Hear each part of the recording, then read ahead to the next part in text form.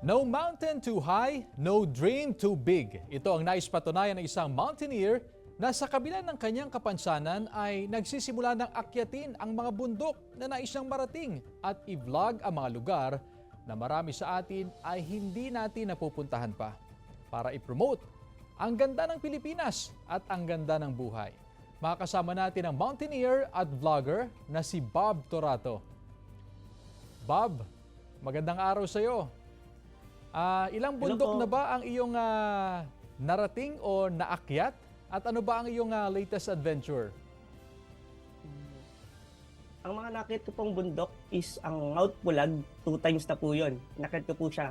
Yung una po kasi yung akyat ko sa Mount Pulag is medyo po binabagyo. Kaya binalikan ko po siya para makita ang Sea of Clouds. Ang next ko pong bundok is naakyat is ang Mount Pinatubo po ng Botolan, Zambales. At mga iba pong tourist spot katulad ng Marlboro Hills ng Sagada Mountain Province. 3 times ko pong inakyat po yun, sir. At saka po yung sa Batanes of the East ng Dingalan, Aurora.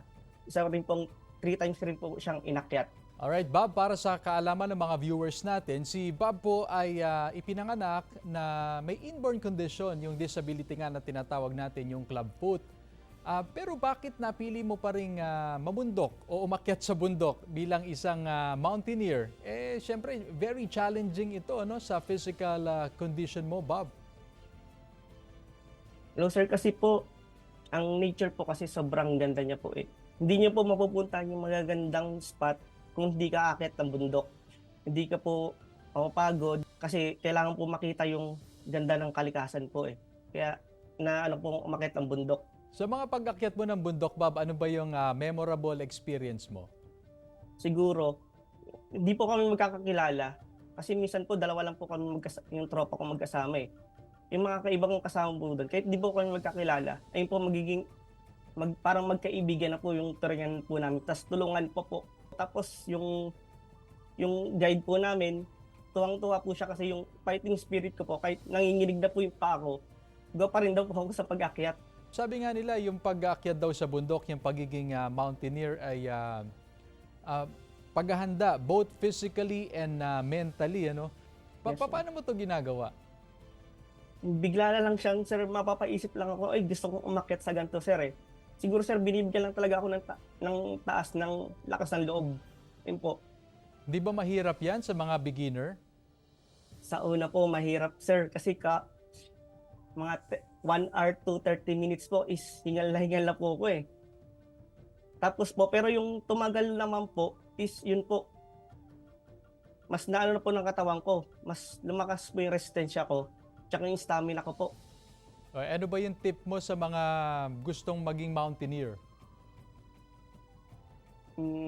Mga tip ko po sa kanila is, kung ano lang po yung gusto nilang gawin, gawin nila.